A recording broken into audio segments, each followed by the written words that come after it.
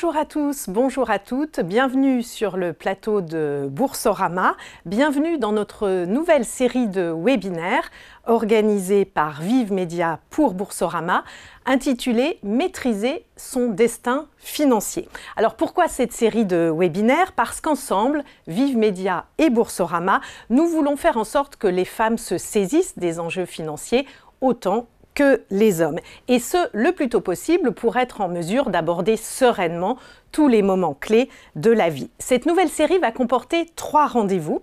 Ce soir, le premier rendez-vous, parler d'argent quand on s'aime, puis un second rendez-vous, anticiper les ruptures professionnelles et personnelles, et nous terminerons par un 3e rendez-vous, préparer sa retraite dès le premier salaire. Ce premier rendez-vous ce soir sera suivi d'une session avec les experts de Boursorama qui pourront répondre à vos questions et vous présenter les produits correspondant à vos projets ou à vos besoins.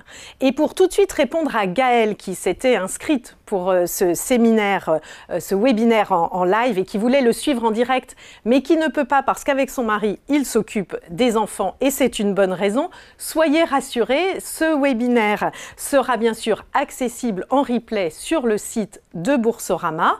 Donc sur le site de Boursorama, onglet vidéo, nos émissions, puis webinaire.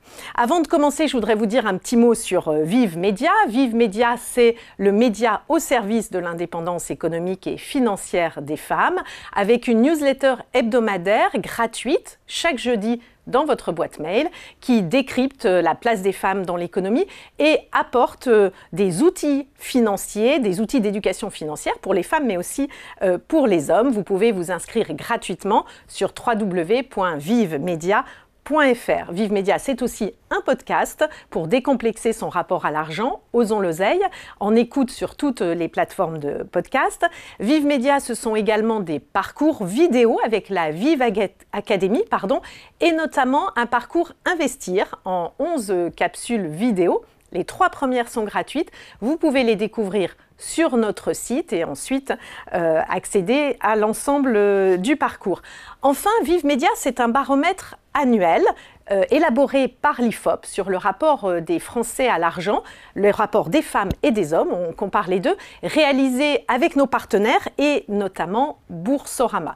Et ce baromètre nous conduit à interroger les Français sur justement le rapport à l'argent dans le couple. Et il en ressort des chiffres assez étonnants que je vais vous partager maintenant.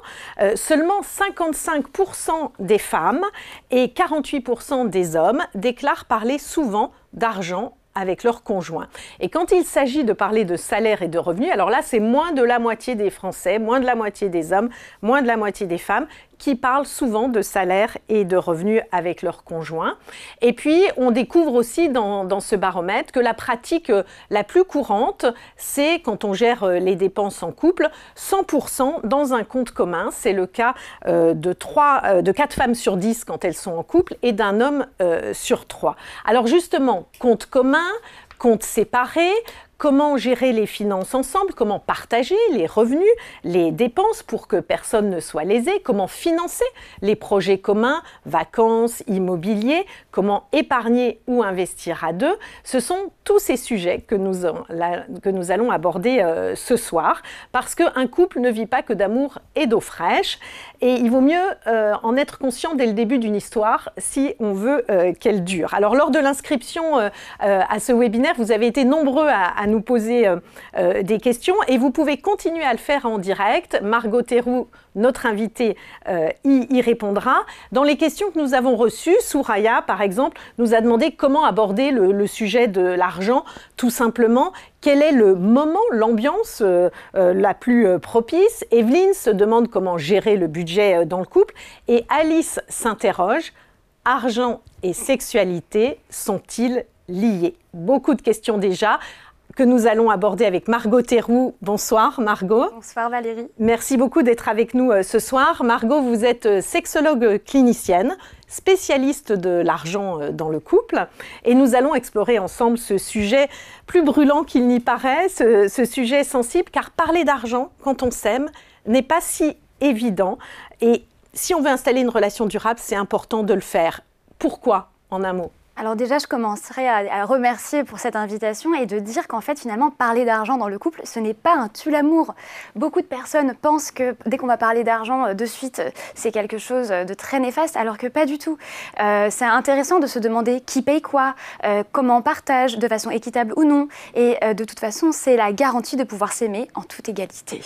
Ah, alors ça, c'est un beau programme. Mais pourquoi est-ce si difficile d'aborder ce sujet quand on démarre une relation de couple? Alors, j'ai envie de dire, c'est pas vraiment notre faute, et tant mieux. C'est une question de culture. Pour rappel, nous sommes en France, un pays de tradition catholique, et donc dans la culture catholique, parler d'argent, c'est quelque chose qui ne se fait pas, c'est quelque chose qui est tabou. Ce n'est pas naturel. Le poids de la religion, finalement, a structuré notre culture, et donc forcément, dans les familles, on n'a pas l'habitude, on n'est pas éduqué pour ça.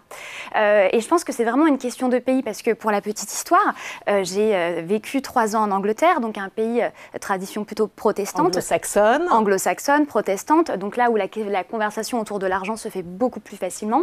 Et au début, quand je suis arrivée, moi, on me demandait mon salaire et j'étais outrée. Je disais, oh my goodness, comment on peut me demander mon salaire? Et puis, à force de vivre en Angleterre et de m'imprégner cette culture, j'ai fini par parler d'argent comme on parle de tout et de rien. Et en rentrant en France, pour me positionner et pour retourner sur le marché du travail, quand j'ai fait l'affront de demander à mes amis combien ils gagnaient, j'ai senti la différence culturelle.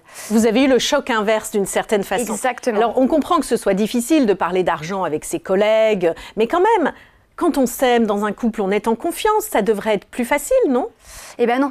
Au contraire, c'est un non-sujet, on l'évite, parce que parler d'argent, ça nous ramène tout de suite à quelque chose de beaucoup plus terrestre. Quand on est au début d'une relation, on est dans les étoiles. On est dans les étoiles, et ça nous ramène tout de suite sur Terre. Alors qu'en fait, finalement, la question de l'argent, elle est présente dès le début, puisqu'on va se faire des restaurants, on va peut-être aller au cinéma, on va peut-être partir en week-end si on a les moyens. Et finalement, la question va se poser, qui paye? Et c'est ça la vraie question. Et vous dites, il y a un syndrome, attention au syndrome de la fille cool, oui, qui finalement ne se pose pas la question de l'argent. Exactement, parce que notre génération de femmes a été éduquée à être indépendante financièrement. Et donc, de suite, parler d'argent ou demander à l'homme de payer, ça peut être perçu comme finalement une remise en cause de cette indépendance financière. Et donc, on va faire ce que j'appelle le syndrome de la fille cool, c'est-à-dire, on va dire, ah ben viens, on fait 50-50. Oui, mais il ne faut pas oublier que, selon l'INSEE, dans 3 couples hétérosexuels, je précise, sur 4, c'est l'homme qui gagne plus. Donc en fait, vouloir faire 50-50 dès le début, ça peut être un peu compliqué, surtout lorsqu'on n'a peut-être pas les mêmes niveaux de vie, et à la fin, en fait, on peut se retrouver plus à être perdante que gagnante de cette situation. Alors la question du salaire et de la différence de salaire, vous venez de l'évoquer, dans 3 couples sur 4, la femme gagne moins que l'homme, mais il arrive aussi que la femme gagne plus que l'homme, et on a eu des questions à ce sujet, Ayesha notamment, Sarah aussi, qui nous ont demandé comment faire quand la femme gagne plus que son partenaire. Adjaratou a même décrit un peu plus la situation en nous disant « je gagne plus que mon mari, et pourtant l'argent est un sujet tendu car il me laisse tout gérer, tout payer, comment trouver l'équilibre ?» C'est une situation peut-être moins fréquente, mais néanmoins qu'on peut rencontrer. Tout à fait. Alors pour répondre à Adjaratou, j'ai envie de vous dire, c'est pas une question de genre. Finalement, c'est pas parce que la femme gagne plus ou l'homme gagne plus qu'il doit y avoir des comportements associés différents. Finalement, ce qui va compter, c'est des purement mathématiques, c'est la proportionnalité et l'équité. Et alors, cette question de la proportionnalité de l'équité, finalement, elle vient sur la table réellement quand on emménage ensemble, parce que quand on rentre dans une vie quotidienne à deux, avant, bon, ça se pose peut-être un peu moins. Donc, comment se préparer à la vie commune avec sa partenaire? C'est une question de Kéba. Comment on fait? Alors, c'est intéressant cette question et merci Kebab de l'avoir posée, puisque cela rejoint un peu les propos de l'INSEE, encore une fois, ma bonne copine.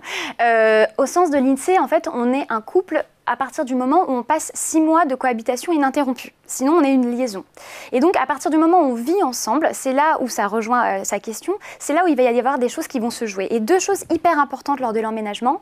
La première, c'est que quand on s'installe à 2, on ne ferme pas son compte bancaire. J'ai entendu les statistiques que vous disiez au tout début et j'étais absolument choquée. Donc, on ne ferme pas son compte bancaire personnel. On garde son compte bancaire personnel. Oui, très important. Surtout quand j'ai entendu les statistiques, j'étais absolument outrée. 25% encore des femmes en France, d'après notre baromètre, n'ont pas de compte personnel. Exactement. Et une fois qu'on a décidé qu'on allait emménager ensemble, eh bien, en fait, on se pose avec un tableur Excel. Alors, j'avoue, il y a plus sexy, il y a plus romantique, mais néanmoins, ça permet de mettre les cartes sur table.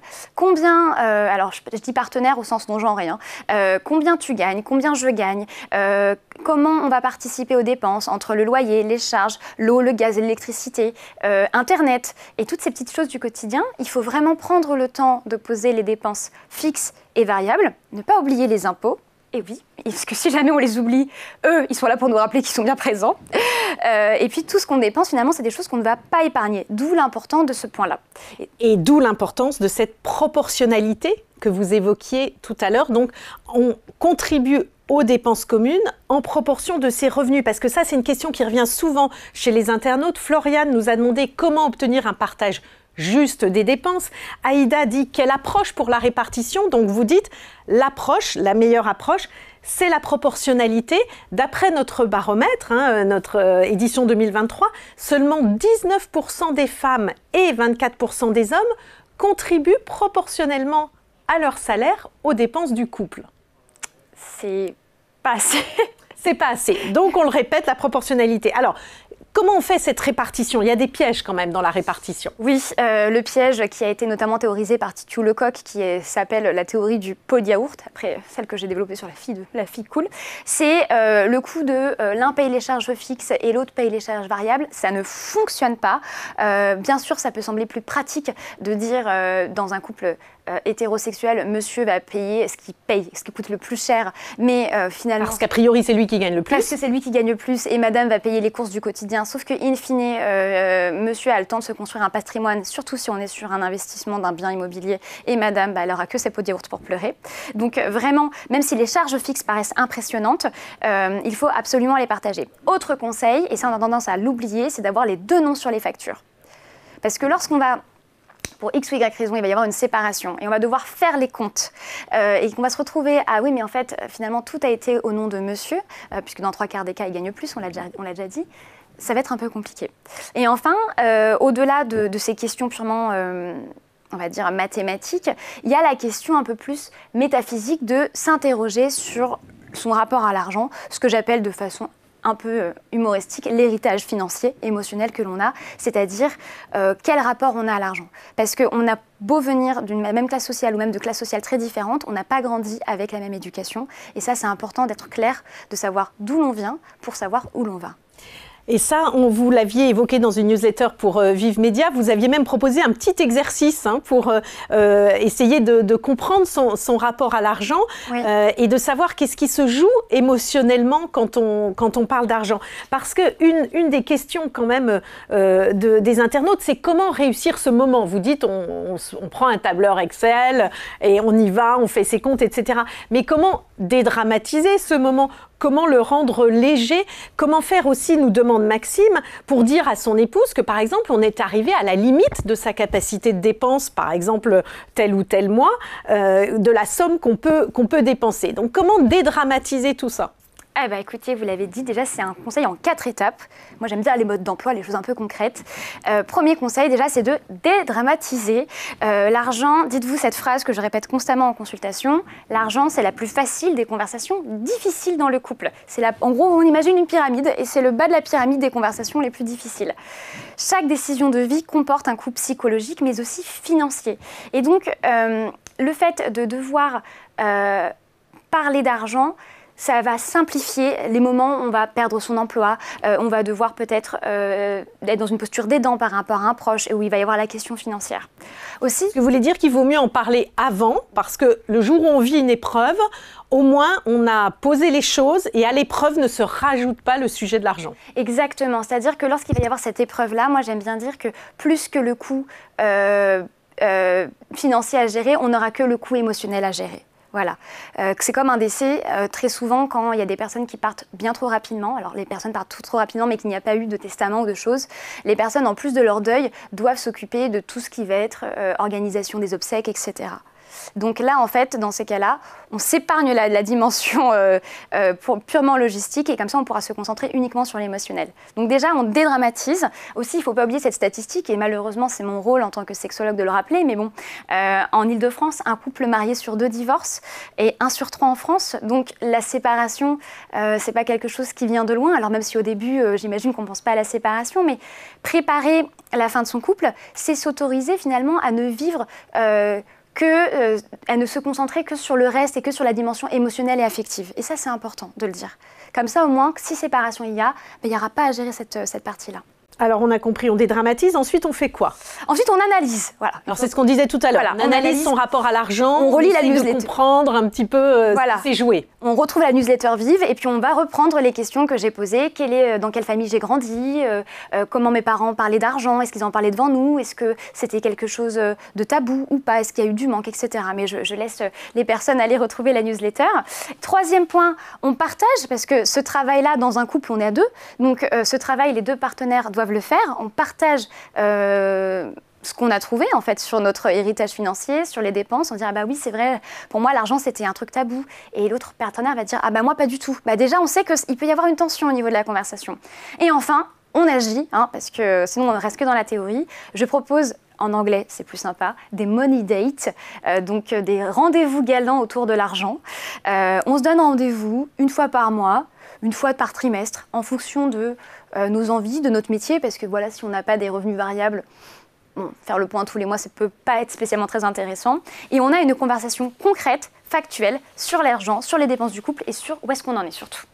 Très bien. Et c'est là qu'on peut, par exemple, on avait le témoignage d'Aurélien qui nous disait dans mon couple, on a une différence de 12 ans en termes d'âge et en plus une différence de statut. L'un est salarié, l'autre est indépendant et ça nous amène à des visions très différentes finalement de l'argent et quelque part, ça sème le doute dans le couple. Donc, ces money dates, c'est l'occasion de parler de ça, de ces différences-là, de les poser et puis peut-être de prendre un peu de recul par rapport à ces sujets. Oui, et puis d'éviter la frustration et d'éviter de faire partie des couples sur 2 ou couples sur 3 qui se séparent. Et alors vous dites, ça permet aussi, parce que les situations dans un couple, elles évoluent. Tantôt, l'un va peut-être gagner moins d'argent s'il est entrepreneur, un autre va peut-être perdre son emploi, ou l'une va par exemple travailler à temps partiel, parce qu'il y a des enfants, on va en parler un petit peu plus tard. Donc ça permet de se réajuster aussi, parce que ce fameux tableau Excel qu'on a fait au début, etc., il n'est pas figé dans le marbre. Il doit évoluer en fonction de la situation du couple et de chacun dans le couple. Oui, tout à fait, effectivement. Donc c'est vraiment pour laisser le couple vivre et évoluer au gré des différentes variables. Et garantir ce que vous appelez la sécurité financière de chacun, finalement. Exactement. Ce tableau, c'est un peu ça. Enfin, c'est money date, c'est un peu ça. C'est une garantie de la sécurité financière de chacun. Alors, justement, certains internautes, et notamment Sarah, nous a demandé comment sécuriser, par exemple, son compte pour que l'argent soit dépensé avec l'accord du partenaire. Alors ça, c'est un sujet que vous aviez un peu évoqué aussi quand on avait parlé d'infidélité financière dans Vive Média. Comment être sûr qu'on est en toute transparence ? Et bien justement, ça rejoint effectivement ce qu'on avait abordé dans la newsletter sur l'infidélité financière. Il faut absolument déjà être au fait de ce terme-là, savoir que des dépenses qui sont faites dans le dos de son conjoint, ça peut avoir le même effet qu'une tromperie avec une autre personne. Donc déjà être au clair. Et puis surtout, c'est de faire en sorte que ces money dates, on puisse être à jour des dépenses qu'il y a et des différents changements qui se sont opérés au cours du mois ou au cours des différentes semaines, parce qu'il n'y a rien de plus désagréable que de découvrir une dépense dont on n'est pas au courant. Donc c'est aussi jouer la transparence dans ces money dates. On n'a peut-être pas eu le temps de se dire dans le quotidien, voilà, parce que le rythme de vie d'un couple peut être trépidant, etc. Donc au moins au money date, on joue la transparence à ce moment-là pour éviter les mauvaises surprises. Oui, parce qu'encore une fois, l'effet peut être catastrophique sur le couple. Alors, évidemment, ensuite, il y a la question de l'épargne. Une fois qu'on a réglé la question de la vie quotidienne, comment on fait pour l'épargne? Et Aïda nous demandait, est-ce que ça dépend du statut, si on est en concubinage, pacsé ou marié? Est-ce qu'on épargne chacun de son côté? Est-ce qu'on épargne ensemble? Les deux. Chacun épargne de son côté, mais donc avec à la fois une épargne de précaution et une épargne projet, et ensuite, comme ça rebondit sur la question de tout à l'heure, on peut épargner ensemble. Généralement, c'est très souvent lors de l'achat d'un bien immobilier alors pas du locatif, hein, mais vraiment une résidence principale, voilà, que l'on va se créer sur compte joint. Et donc, il faut absolument garder ses comptes personnels, notamment lorsque vous allez chez le notaire, puisque c'est obligatoire, de dire combien chacun apporte, combien on se partage la propriété du bien et combien on rembourse le prêt. Encore une fois, ce n'est pas parce que, mettons, il y en a un qui achète à 60% et l'autre à 40%, que chez le notaire, ça va être 60-40. Vous êtes aussi libre de décider quelles sont les parts que vous mettez et qu'est-ce qui vous appartient dans le bien. Voilà. Parce que de toute façon, seul le papier chez le notaire fait foi. Voilà. Cet investissement immobilier, il est important. Oui. Et il dépasse même la pierre quelque part. Et oui, c'est là, on construit les fondations du couple, au sens propre comme au sens figuré. J'aime bien les figures de style, au sens propre comme au sens figuré, puisqu'en fait, lorsqu'on va investir à deux, très souvent, c'est là où en fait, on va se projeter dans le couple. Quand on va acheter un bien immobilier, on va réfléchir à est-ce qu'on veut des enfants ou pas. Donc du coup, est-ce qu'on on fait des travaux pour une chambre ou pas. Est-ce qu'il y a des crèches, des écoles, ce genre de choses. Et c'est la preuve finalement que le couple se projette sur le long terme, où il a décidé, il a envie de vivre. Et puis, ce qui est intéressant, c'est finalement derrière l'achat de ce bien, donc vraiment derrière cet engagement dans la pierre se cache l'engagement du couple avec est-ce qu'on veut des enfants ou est-ce qu'on veut vivre, parce que si je m'engage sur 25 ans pour acheter un bien sur Paris, si j'ai envie de vivre à la campagne, c'est maintenant qu'il faut le dire, quoi, parce que si mon rêve c'est d'avoir des enfants et des poules et tout ce qu'on veut, ça peut être un peu compliqué par la suite. Donc voilà, et encore une fois, hein, si jamais le notaire à la fin vous dit à bientôt, ne soyez pas étonnés. Très souvent, l'étape suivante, c'est le mariage. Alors le mariage, justement, il faut aussi parler d'argent quand on se lance dans un mariage, et pas seulement pour la réception et pour la fête. Il faut au moins aller chez un notaire, prendre conseil quand on se marie. Tout à fait, parce que je vois trop souvent autour de moi, proches ou des personnes que je reçois en consultation, ils vont se marier, tout va bien, etc. Du coup, on se précipite à choisir le DJ, le traiteur, sauf qu'on oublie d'aller chez le notaire. Et ce, même si on ne veut pas faire de contrat de mariage, au moins être informé, parce que le notaire a un devoir d'éducation, entre guillemets, et donc va nous présenter les différentes possibilités, et comme on dit, le savoir, c'est le pouvoir. Donc ça va nous permettre de choisir ce qu'on fait, contrat ou pas. Contrat ou pas, on rappelle les trois régimes rapidement, et puis ensuite on viendra, parce qu'on a des questions d'internautes qui arrivent, mais je pense que c'est important de rappeler les trois régimes. Le mariage. Oui, donc il y a le régime de la communauté universelle, donc en fait finalement tout ce qui a été acquis avant et après le mariage est commun des époux, en gros tout ce qui est à toi est à moi. Généralement ce régime-là, il faut savoir que ça a été fait pour protéger les femmes, puisqu'à l'époque, elles ne travaillaient pas, à l'époque, encore aujourd'hui, mais moins qu'avant, elles ne travaillaient pas, et donc du coup ça permettait qu'elles se constituent un patrimoine. Ensuite il y a la communauté réduite aux acquis, donc à partir du moment où on se marie, les biens sont communs et ceux qui ont été acquis avant restent la propriété de chacun. Et enfin, il y a le contrat de séparation de biens, c'est-à-dire chaque époux conserve son propre patrimoine avant, pendant et après le mariage. Ce qui est hyper intéressant, c'est qu'il faut prendre le temps, c'est pour ça que je vous conseille, même si vous, à la base, vous mariez sous le régime de la communauté universelle, d'aller chez le notaire, puisqu'en fait, ça permet de savoir quelle est la situation la plus adaptée, notamment les entrepreneurs. Si un est entrepreneur, une entrepreneur et l'autre pas, ça permet de protéger le capital du couple, parce que s'il y a des prêts qui sont faits sur l'entreprise, le couple est protégé. Bien sûr. Et on peut aussi changer de régime en fonction de l'évolution de la vie. C'est un peu comme avec notre fameux tableur Excel. Et vous dites, dans tous les cas, le régime, il est choisi à deux. Ouais, dans tous les cas, c'est choisi à deux, puisque moi, je sais, j'entends très souvent des personnes qui me disent « Oh là là, mais parler de contrat de mariage alors qu'on va se marier, c'est un peu un tue-l'amour. » Mais finalement, j'ai envie de vous dire, je suis sexologue, désolée, c'est un peu comme le préservatif. Oui, on va se protéger soi, mais on va protéger l'autre aussi. Et ça, c'est important. Ça nous permet, en fait, de partir sur de bonnes bases. Et comme on le disait au début, si séparation il y a, parce que ça peut arriver, de se concentrer sur l'essentiel. Très bien. Alors, nous avons une première question de Flo qui nous demande, on revient sur le logement, justement, en propriété de logement, comment gérer la situation quand l'un des partenaires est propriétaire de son logement et que l'autre y vit? Doit-il payer un loyer, acheter de son côté? Et s'il doit payer un loyer, comment choisir ce loyer? Alors attention à l'arnaque, votre partenaire a décidé d'investir et donc c'est pas à vous de l'aider à rembourser son emprunt. Donc, or, si vous payez un loyer, vous allez l'aider à rembourser un emprunt et vous n'aurez rien. Exactement, donc sauf si vous allez chez le notaire et vous faites modifier le bien de propriété, dans ces cas-là vous apparaissez. Mais bon, ce qui est rarement le cas. Donc non, vous ne contribuez pas du tout. Après, tout dépend de la situation financière de la personne. Si vous avez cet argent-là vous permet de mettre de côté, d'acheter un bien, achetez un bien de votre côté. Mais en aucun cas, ne payez de loyer à votre partenaire. Je vous le rappelle, un couple sur trois se sépare. Et encore, on parle que des couples mariés. Alors, on a une autre question, cette fois-ci, d'un internaute qui nous dit, alors que nous sommes pacsés, donc on rappelle que le Pacs, c'est seulement un lien fiscal, hein, on n'est pas du tout comme dans le contrat de mariage, on déclare ses revenus ensemble, mais les patrimoines restent indépendants. Alors que nous sommes pacsés, j'ai payé seul l'achat de ma maison pour éviter des déconvenues en cas de séparation, car mon conjoint a des enfants d'un premier mariage. C'est vrai que les familles recomposées, ça complique un petit peu la donne.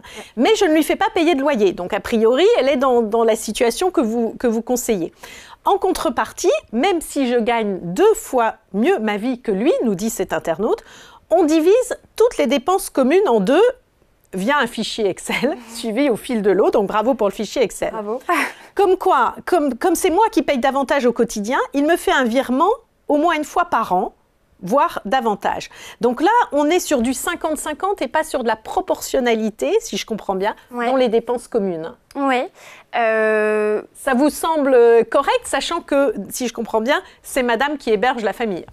Oui, alors après, effectivement, parce qu'il y a beaucoup de calculs à prendre en compte après la présence des enfants, au niveau des courses, parce qu'effectivement, je ne sais pas combien son partenaire a d'enfants, mais entre nourrir 2 personnes et en nourrir 5, c'est différent.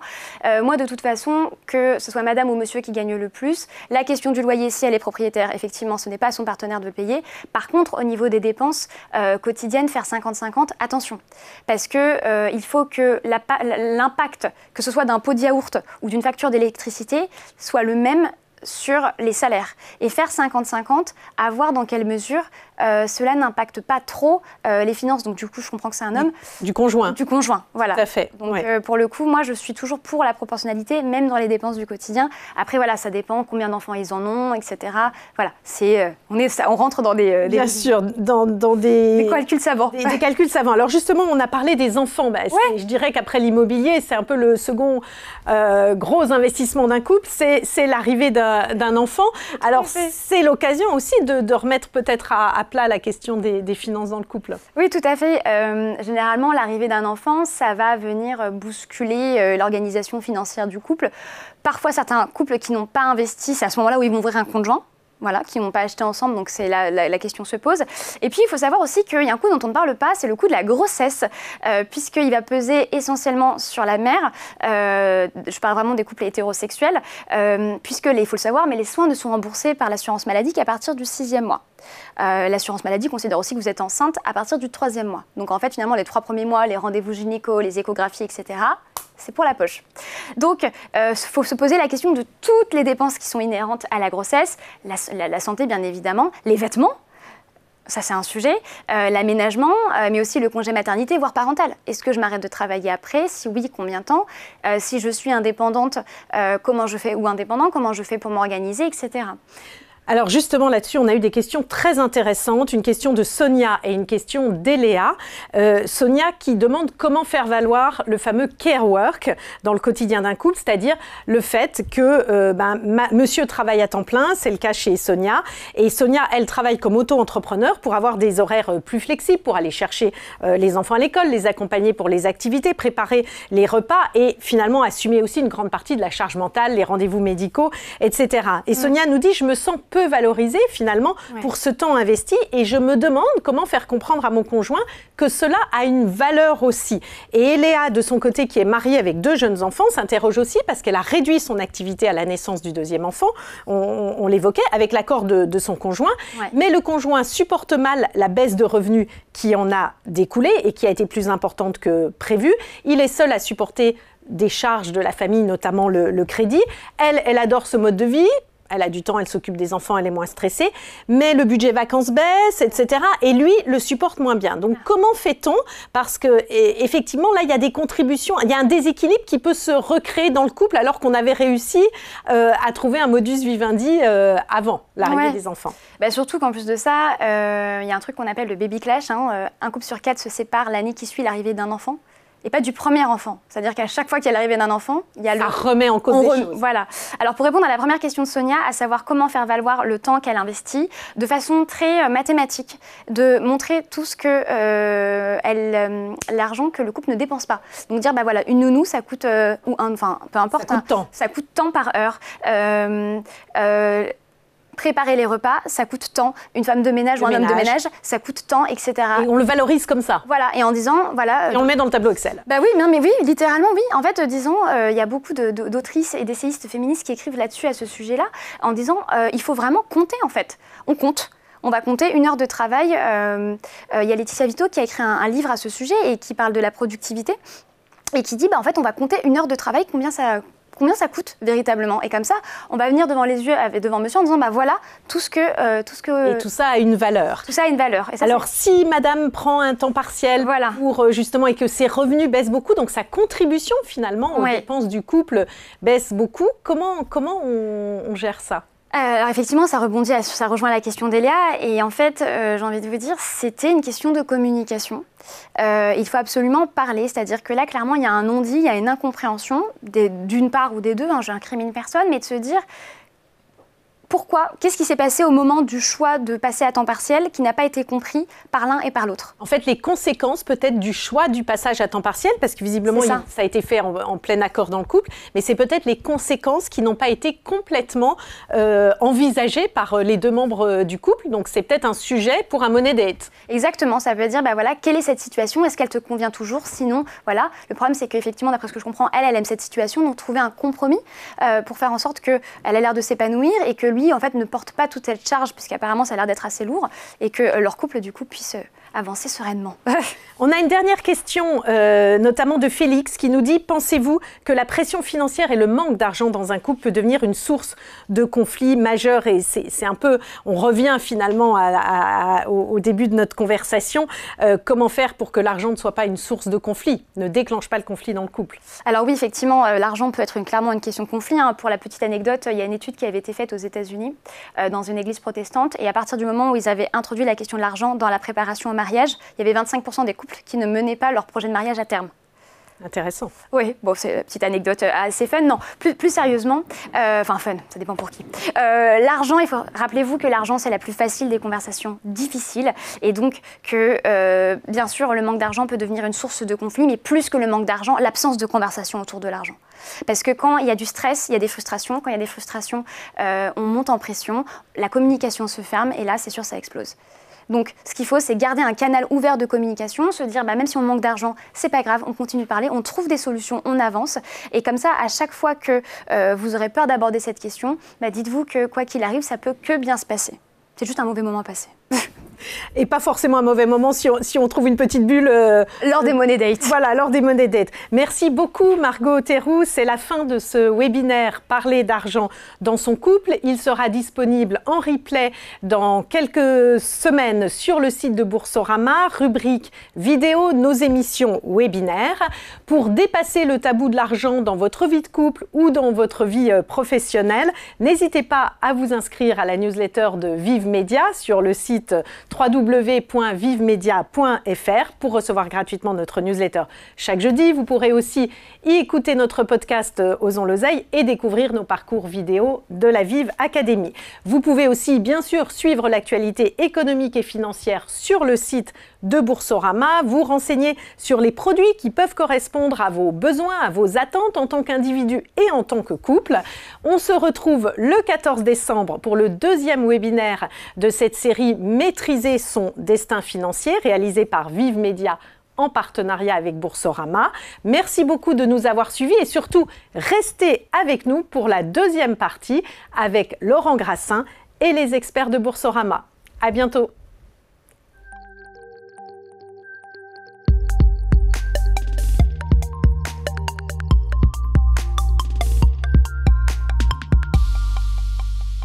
Et on se retrouve donc pour cette deuxième partie de ce webinaire Boursobank en partenariat avec Vive sur le couple et les questions d'argent. Beaucoup de choses intéressantes ont été dans cette première partie sur la façon dont on pouvait épargner ensemble, la façon dont on devait parler d'argent. On va voir dans cette seconde partie quelles sont les solutions d'épargne, d'investissement qui existent de façon jointe ou d'ailleurs indépendante. Et pour en parler avec nous, notre expert ce soir, il est tout seul mais il en vaut bien deux, c'est Thomas Baudry, chef de produit épargne bourse. Bonjour Thomas.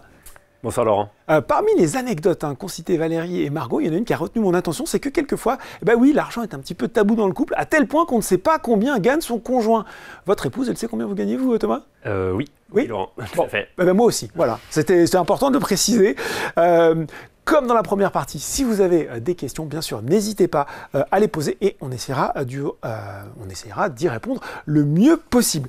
Je le disais, Thomas, on avait envie de revenir sur certains éléments qui ont été abordés sur cette première partie et peut-être, sans doute, un élément qui est extrêmement déterminant, important. Elle l'a évoqué, Margot, c'est finalement les différentes façons d'être en couple aux yeux de la loi et on a une slide sur le sujet. Exactement. Alors juste pour introduire peut-être, il faut dire il y a un conseil global qu'on peut donner, c'est déjà le premier, c'est un peu de suivre les conseils qui ont été donnés dans la première partie du webinaire.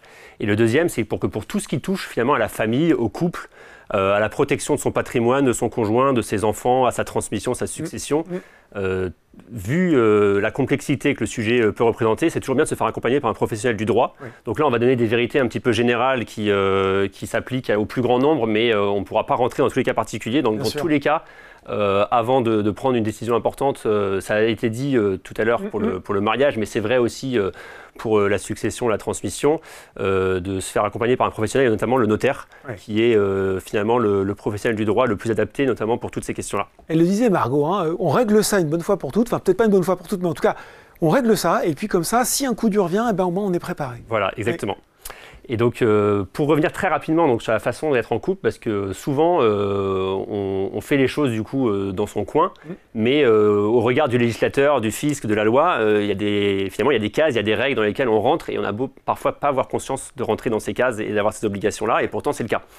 Donc, globalement, donc, ça a été dit, il y a 3 façons principales d'être en couple. La façon la plus légère, la plus informelle, en tout cas celle qui se fait de façon non contractuelle, c'est ce qu'on appelle le concubinage ou l'union libre, où là finalement on est sur un couple de fait qui n'a pas de statut légal, ce couple-là n'existe pas aux yeux de la loi, et donc tout ce qui est acheté par l'un ou par l'autre est réputé lui appartenir. D'accord. Quel que soit l'argent avec lequel il l'a fait. Il n'y a que des biens propres dans ce type d'union. Ensuite, donc, on a le Pacs qui... c'est mieux déjà. Qui est, alors c'est pas forcément mieux, mais c'est un régime un peu plus intégré déjà. Et donc, par défaut, le Pacs se fait en séparation de biens, mais on peut aussi choisir l'option de l'indivision, donc il y a une forme un peu communautaire du Pacs dans lequel la plupart des acquisitions pourront se faire en indivision du coup par défaut. Mais le statut, on va dire par défaut, si vous faites un Pacs classique, vous serez en séparation de biens.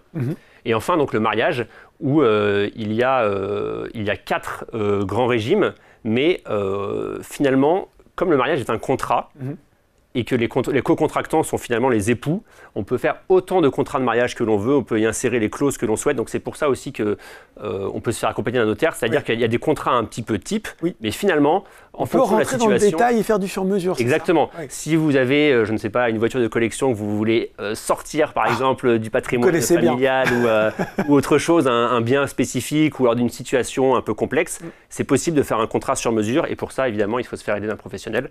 Mais sans rentrer donc, dans les cas trop particuliers, donc on a 2 grands types de régimes, donc les régimes dits communautaires, que sont la communauté réduite aux acquêts et la communauté universelle, et les régimes dits séparatistes, que sont la séparation de biens et la participation aux acquêts. Et je crois justement, et non, juste avant de rentrer dans les détails de ces régimes, il faut dire que en fait, dans tous les cas, un couple, ça a un début et ça a une fin, quoi qu'il arrive. C'est un peu triste à dire, mais donc, il y a 2 façons donc, de terminer un couple. Soit on se sépare, soit l'un des deux décède. Oui, voilà. Donc, et donc même si le couple ne se sépare pas, forcément à un moment il y aura une fin, le mariage sera dissous ou le Pacs du fait de cette nature de relation en fait, qui est entre les partenaires, les époux.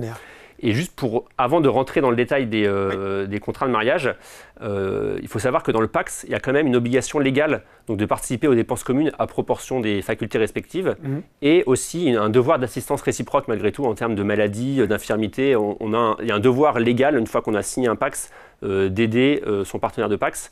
Et pour le mariage, alors là c'est encore plus fort puisqu'il y a une obligation, il y a toutes les obligations du Pacs, mais il y a également, donc d'après la loi, un devoir de fidélité, de secours et de respect. Donc ça, c'est l'article 212 du Code civil que l'on signe lorsqu'on se marie. Les époux se doivent mutuellement respect, fidélité, secours et assistance.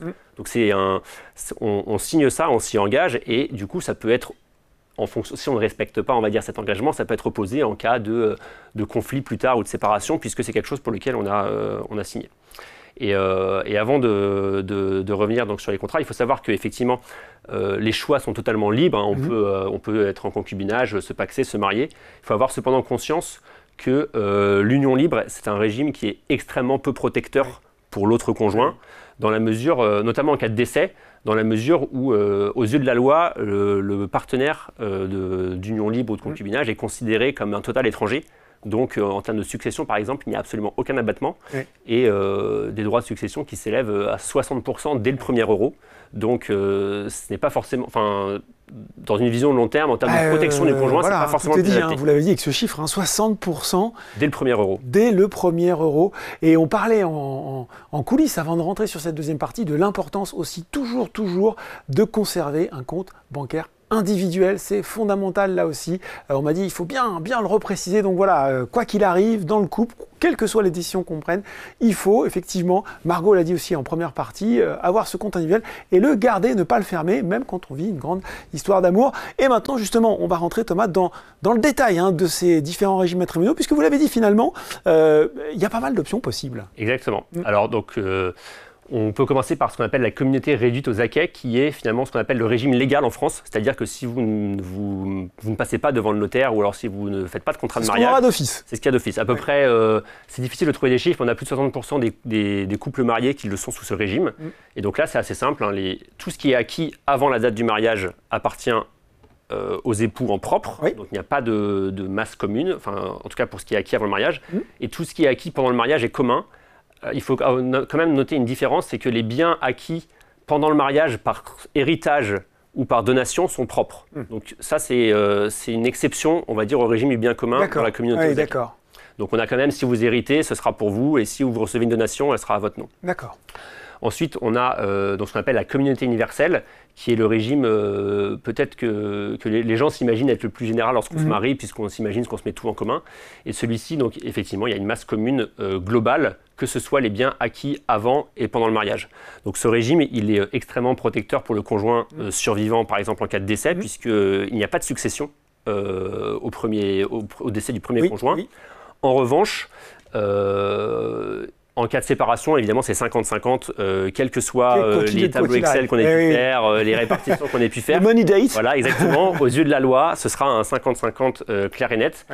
Et l'autre inconvénient qu'on peut trouver aussi à ce régime, c'est si le couple a des enfants, dans la mesure il n'y a pas de succession au premier décès, donc au décès du premier des deux parents, et donc on ne profite pas de tous les dispositifs en termes d'abattement successoral, pardon, que la loi prévoit dans ces cas-là. Donc c'est très protecteur pour le conjoint survivant, mais en revanche, s'il y a des enfants et qu'il y a un patrimoine important, ils profiteront moins de la transmission sera peut-être un peu moins aisée.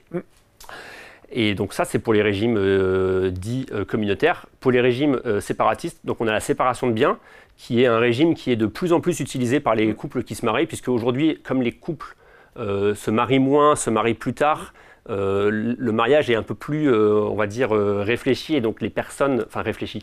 On prend le temps de savoir un petit peu comment tout ça va s'organiser. En tout cas, il est fait de façon un peu différente de ce qu'il a pu être par le passé, et donc beaucoup de donc juste séparation de biens, on précise, ce qui est à moi reste à moi, et ce qui est à toi reste à toi. Exactement. Ça, et que ce soit avant ou pendant le mariage. C'est ça. Voilà. Et c'est notamment aussi un régime qu'on conseille particulièrement dans le cas où l'un des deux époux est entrepreneur ou profession libérale, puisque en cas de faillite ou de difficulté de l'entreprise, le patrimoine du conjoint n'est pas saisissable. Donc on n'est pas responsable des dettes de son conjoint. Donc ça peut être si un des époux a une activité qui... Cas de faillite d'entreprise, on ne va pas venir prendre la maison, quoi. Exactement, c'est beaucoup plus protecteur. De façon un peu triviale. Alors qu'en communauté universelle, effectivement, le conjoint est responsable des dettes de son époux. Donc c'est souvent un régime qu'on conseille dans ces cas-là. Et en dernier... Alors, il y en a un que vous aimez bien. Voilà. Ah, vous l'aimez bien celui-là. Il n'a pas forcément été évoqué tout à l'heure, mais on a ce qu'on appelle la participation aux acquêts, qui est une sorte de régime hybride, donc entre la séparation de biens et la communauté aux acquêts.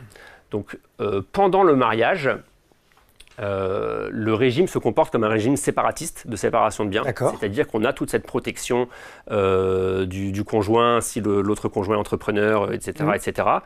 Mais en revanche, à la fin du mariage, l'époux qui s'est le plus enrichi pendant le mariage doit une créance de restitution à l'époux qui s'est le moins enrichi. D'accord. Donc, finalement, rééquilibrage. Exactement. À la fin du mariage, il y a un rééquilibrage qui s'opère.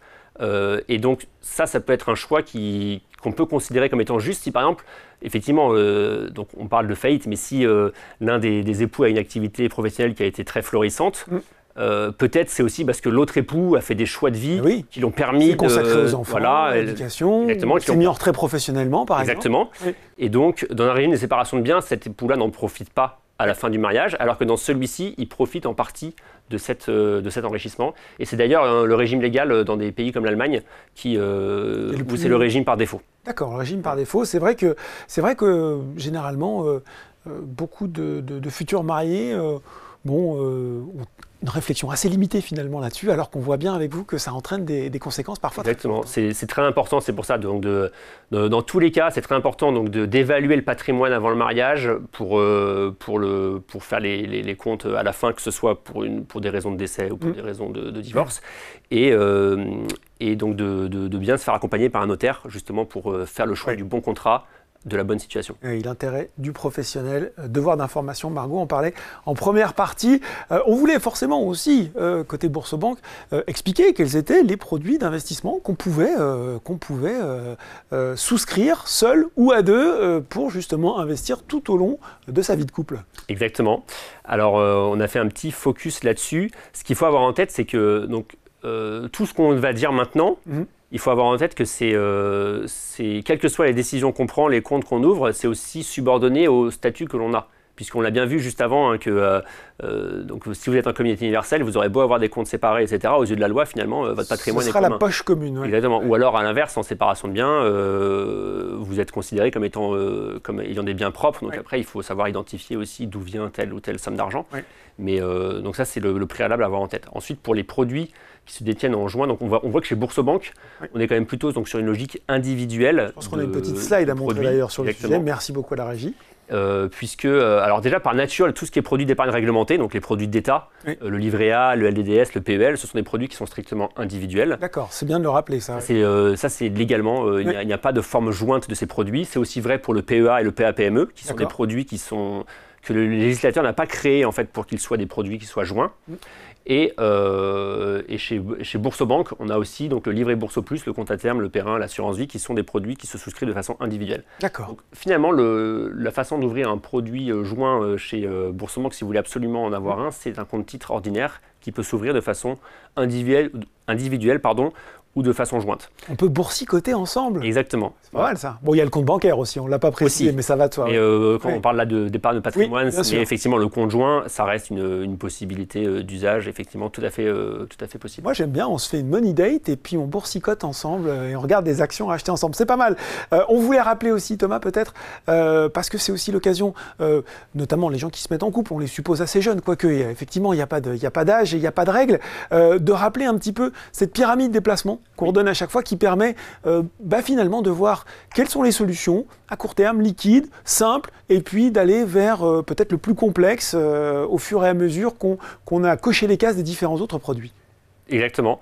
En fait, ce qu'il faut avoir en tête, c'est que les produits ont beau être individuels, j'ai presque envie de dire que c'est limite mieux parce que ça maximise vos capacités d'épargne. Et c'est pas parce que vous ouvrez une enveloppe d'investissement individuelle que vous ne pouvez pas épargner conjointement. Vous pouvez par exemple décider, les deux époux ou les partenaires peuvent décider d'ouvrir tous les deux un PEA et justement ça maximise les plafonds puisque vous doublez du coup les plafonds. Là aussi il faut s'en parler du coup. Exactement. Ouais. Et donc dans cette démarche on va dire de constitution d'une épargne à deux, finalement c'est les mêmes règles que dans les démarches de la constitution d'une épargne seule. Ce qu'il faut, c'est commencer par une épargne de précaution. Donc souvent, on conseille d'avoir quelques mois de revenus ou quelques mois de dépenses de côté sur des produits dits totalement liquides, donc qui sont mobilisables rapidement pour faire face aux dépenses du quotidien ou alors pour des projets de très court terme si vous avez besoin de mobiliser une somme d'argent. Pour ça, vous avez tout ce qui est épargne réglementée, notamment livret A, LDDS. Si vous êtes en couple, vous pouvez ouvrir 2 livrets A, 2 LDDS. Ça vous fait déjà presque 70 000 € de plafond à atteindre à 2. Donc c'est déjà une belle somme. Après, pour chaque enfant aussi, vous pouvez ouvrir un livret A si vous en avez. Donc déjà, pour tout ce qui est épargne réglementée, on a sur un plafond qui est assez élevé. Ça, c'est une vraie incitation à épargner chacun ensemble et chacun de son côté. Ensemble et de son côté, donc côte à côte finalement. Le livret Bourso Plus, le compte à terme qui sont aussi de l'épargne de précaution, c'est-à-dire qui est liquide, sans risque et facilement mobilisable. Ensuite, le deuxième niveau, c'est finalement ce qu'on appelle l'épargne financière, les placements. Et là, on va entrer dans la notion d'enveloppe fiscale, d'enveloppe d'investissement. Donc je m'explique, ce sont des produits en fait, qui ont été créés par le législateur pour encourager l'épargne dans des placements un peu plus risqués ou alors un peu plus long terme et qui déploient tous leurs avantages au bout d'une certaine date. Donc notamment on a l'assurance vie qui est souvent on l'appelle le placement préféré des Français, c'est le placement où il y a le plus d'encours aujourd'hui en France. 2000 milliards je crois. Presque 1900 milliards je crois aujourd'hui d'encours sur l'assurance vie en France. Et l'assurance vie déploie tous ses avantages au bout de 8 ans. Et donc, ce qui peut être intéressant aussi pour des époux, pour des partenaires de Pacs ou pour des partenaires, c'est d'ouvrir chacun un contrat d'assurance vie et de se mettre en bénéficiaire croisé si on souhaite protéger l'un l'autre. Puisqu'il y a cette notion aussi de bénéficiaire en contrat d'assurance vie. La fameuse clause bénéficiaire Exactement. qu'il faut remplir avec soin. On peut comme ça, chacun s'ouvrir une assurance vie et mettre l'autre en bénéficiaire. C'est une bonne idée. Et si on veut, donc il y a ce qu'on appelle des clauses simples qui sont proposées d'office, et on peut aussi faire des clauses plus personnalisées, donc soi-même ou se faire aider d'un notaire, effectivement, pour... c'est presque aussi important que le choix matrimonial, la rédaction de cette clause bénéficiaire, hein, Thomas. Ça aussi, prenez le temps. C'est le deuxième niveau. Pardon. On a aussi donc, le PEA et le PEA-PME qui déploient leurs avantages au bout de 5 ans. Est-ce qu'il faut vous amener un petit verre d'eau, Thomas? Peut-être, oui. Allez, si on peut en régie nous amener un petit verre d'eau, c'est le direct. Allez, on n'a peur de rien. Et donc le PEA et le PEA-PME qui, eux, sont dédiés plutôt à l'investissement dans les entreprises et qui, eux, déploient tous leurs avantages au bout de 5 ans. Et enfin, on a des produits un peu plus... donc le compte titre ordinaire qui permet d'investir dans les actions du monde entier. Et puis, finalement, après, en dernier lieu, après qu'on ait bien... saisi ces enveloppes, tout ce qui est produit de défiscalisation, crowdfunding, etc. Bon ben voilà, on est en train d'amener le petit verre d'eau à Thomas. Je dis, c'est un webinaire. Voilà, là pour le coup, on ne vous a pas menti sur la promesse. Forcément, j'ai avec moi le chef de produit épargne bourse. Vous vouliez quand même nous faire un petit focus sur le PEA profilé et on peut se dire ça ne tombe pas de nulle part parce qu'effectivement, parmi les produits d'investissement un petit peu plus compliqués, mais justement, on a une solution pour BoursoBank pour rendre ça finalement accessible comme premier produit d'investissement. Tout à fait. Donc, une fois que vous vous êtes constitué votre épargne de précaution, donc vos livrets d'épargne, votre compte à terme, vos livrets réglementés, on peut aussi prendre date sur les enveloppes, donc comme le PEA et l'assurance vie, et notamment pour le PEA. Souvent, les gens le font sur l'assurance vie parce que c'est vu comme plus simple. Chez BoursoBank, on a ce qu'on appelle le PEA profilé qui vous permet de déléguer votre PEA à un gestionnaire... PEA, plan d'épargne en action. Exactement, un professionnel donc, de la finance. Et pour ça, c'est très accessible puisque vous avez 100 € de versement initial minimum. Vous pouvez mettre des versements programmés des 20 € par mois. Et vous avez des profils qui vont du plus prudent au plus risqué, donc en fonction de votre appétence au risque et de votre horizon de placement. Et ça, vous pouvez en ouvrir un chacun et épargner des petites sommes régulièrement pour commencer, pour vous faire une épargne de long terme. Voilà, et ce que vous pouvez voir sur la slide qui s'affiche à l'écran, ce sont les différents profils de ce PEA, donc qui est géré par notre partenaire Amundi, avec les échelles de risque SRI. C'est un petit peu barbare, mais voilà. De toute façon, avant de souscrire ce type de produit, vous avez un questionnaire à remplir. C'est parfois un petit peu long, c'est parfois un peu rébarbatif, mais c'est comme toutes les choses dont on a parlé ce soir, il vaut mieux le faire bien, prendre un petit peu le temps de façon à ce qu'après, ça roule tout seul, si j'ai envie de dire. Peut-être, je crois qu'on a une dernière slide éventuellement, si vous avez encore un petit peu de voix, Thomas, pour les grandes caractéristiques du PEA. Donc le PEA, donc on est effectivement sur une enveloppe d'investissement qui permet de verser jusqu'à 150 000 €. Donc vous êtes à 2, vous avez jusqu'à 300 000 € de versement. Si vous avez des enfants qui ont plus de 18 ans, il y a le PEA jeune aussi qui vous permet encore plus d'augmenter le plafond. Et qui est dédié à l'investissement donc dans les actions et des OPCVM ou des ETF européens. Donc c'est un univers d'investissement plutôt européen. Et c'est un produit qui, après 5 ans, vous permet de n'être imposé qu'à 17,2% sur les gains. Donc c'est l'enveloppe fiscale finalement qui est la plus légère en impôts après ces 5 ans de vie du produit. Bon, qu'est-ce qu'on retient si on devait retenir 3 choses, quoi? On garde un compte individuel, même quand on est à 2. On se fait accompagner par un notaire pour choisir bien choisir son choix et aussi pour le faire évoluer dans le temps si jamais notre situation important évolue, aussi, oui. La faire évoluer. Et en 3, on épargne, que l'on soit seul ou à 2. Côte à côte, j'aime beaucoup votre côte à côte, voilà. On commence par l'épargne de précaution. Oui. Et une fois que l'épargne de précaution est constituée, on commence une épargne de plus long terme, un peu plus risquée, avec les enveloppes qui sont dédiées, donc l'assurance vie, le PEA par exemple. Bon ben voilà, et tout ça bien sûr, on peut le souscrire en ligne sur Boursorama. Merci beaucoup Thomas pour ces explications. Est-ce qu'on a des questions en régie ou est-ce que c'est clair pour les gens qui nous ont suivis ce soir? Bon, c'est clair, visiblement. Laure nous posait quand même la question. L'échange sera-t-il disponible en replay? Eh bien oui, Valérie l'a évoqué, ce sera bien sûr disponible en replay d'ici quelques jours. On va essayer de faire mieux que quelques semaines, d'ici quelques jours. Merci beaucoup d'avoir été avec nous ce soir pour ce webinaire en collaboration avec Vive, où on parlait des solutions d'épargne seul ou à 2, voilà, de l'argent dans le couple. Valérie vous l'a annoncé, il y aura 2 autres webinaires de cette série à venir. Merci beaucoup d'avoir été avec nous ce soir et à très bientôt.